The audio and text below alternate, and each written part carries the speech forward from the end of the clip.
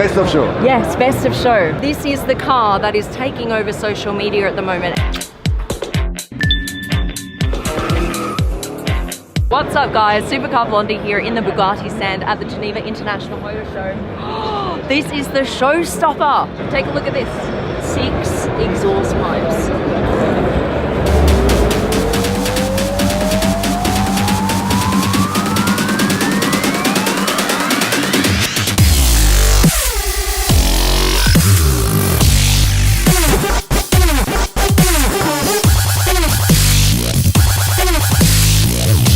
This is not a car that Bugatti has made and they're looking for a buyer. They have found the buyer. It is already sold for $19 million.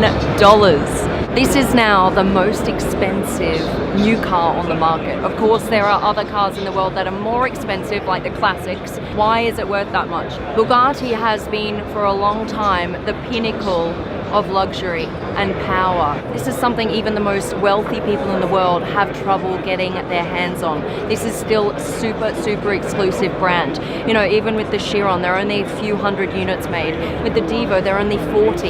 And with this car, this is only 1. They are pushing those limits. What is a hypercar going to be worth in future? It started at $11 million, but with tax and all of the, you know, import duties, etc., it has now gone up to $19 million. This is just a body at the moment, something that they've just mocked up in a few weeks. There's no door handle. That's because at the moment there is no interior. The interior is still all being designed. We're about to speak to the head designer of Bugatti because he is responsible for this incredibly sleek design. And then this line that runs from the front of the car all the way down, including the windshield wiper here.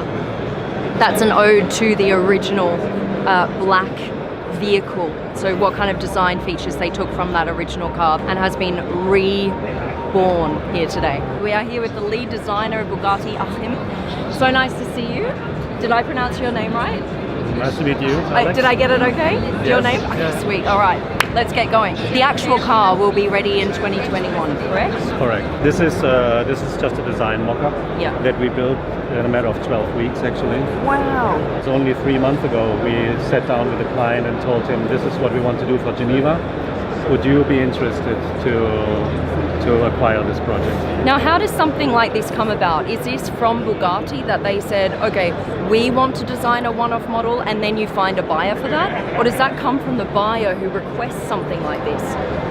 It's the first. We think what we want to celebrate during 110 years Bugatti, and we finish the project virtual, and then we show it to a client and say, would you be interested to be with us in Geneva for this project? Okay. And if the answer is yes, then we say, okay, let's push the button and let's make at least a design model to put it onto the show, and then the customer will receive his car 2.5 years later. When we're talking about one-off models of Bugatti, is there anything like this that's existed before? Certainly not for our brand, and I think the advent of our new president, Stefan Winkelmann, really allowed us to venture into these kind of projects like Divo and La Voiture Noire, and also this philosophy of a haute couture strategy that the Chiron really becomes our entry drug, where there's still very limited amount of customers, of 300 customers worldwide. Yeah, and then 40 of the and then Divo. 40 and then 1. And this could be an haute couture strategy that could be very much fitting to our brand, and also in terms of pricing, creating something similar that happened 15 years ago, you know, where every other supercar was 300,000 euro, and all of a sudden there was a Veyron with a price point of $1 million. What happened then? Everybody else followed into that region because that's how the world developed, and there was a market for these kind of products. So you think we're going to see more $19 million cars? I don't want to say that, but I like that we're adjusting the potential of our brand into very extreme limits, fair to say. Yeah. But it proves the point that it is possible if the product is so exclusive and done with so utmost care that the customer sees it as something that is valuable for his collection, not only today or in 10 years, but also in 50 years' time. And when we see this fully built, will we see the same color scheme in 2021, or might all of that change? This is a really good question. It will be exactly this configuration. Yeah. And this is nice for a car designer, because normally we have to get our head around, does this also work in white, in silver, in yellow, in light blue, anthracite? Yeah. Does it have the same effect? Visible carbon fiber, all colors there. Here we know what we're dealing with, and that's why I can concentrate as a designer on the foreground and the background reading, on the first read, second read, third read. And the first read are the DNA elements, the second read is the proportion, obviously, and then I get more into the depth of the car and into the materiality. Right. But I know all this will happen forever like that, because it will only stay black. Perfect. It will always work in this concept. The visible carbon fiber is not visible in a first glance. Everybody thinks when you come close, but when you really put some light on it, you see there's still visible carbon underneath.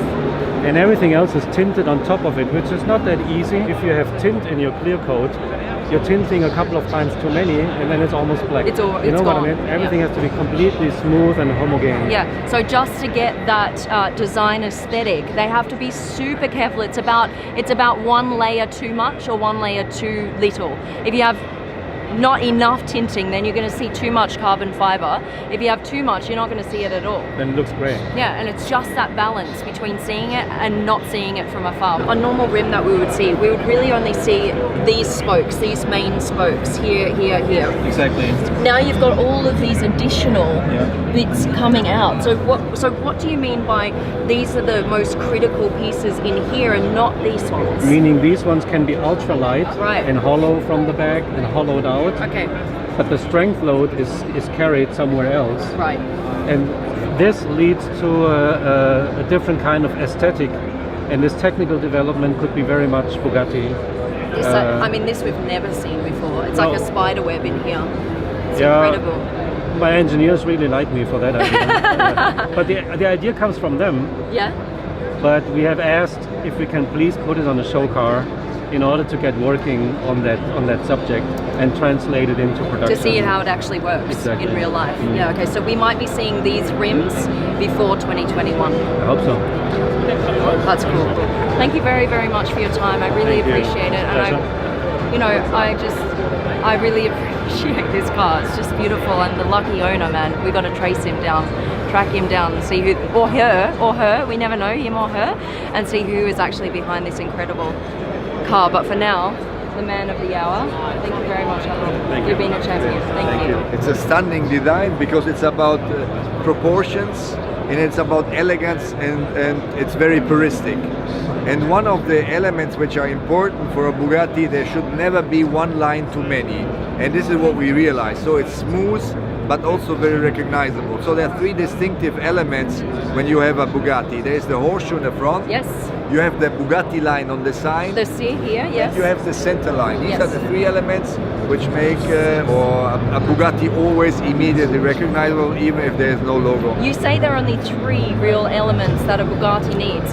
What about this? Is this not going to be a running theme as well into the future, this line? But we never disclose the future Yeah. projects, but what I can tell you that our designers, they have so many ideas, and every time they're showing us something, it's every time stunning that we fall in love. So I don't know what is coming next. It's going to be something exciting, I know. I just wanted to say thank you very much for making this happen for us today, to be able to see this incredible one-off. And of course, into the Devo as well, Mr. Stefan Winkelmann. Big thank you to you. I appreciate it. Go just hit that thumbs up button and subscribe to my channel, because this is where you're going to get the craziest supercars and hypercars in the world. All right.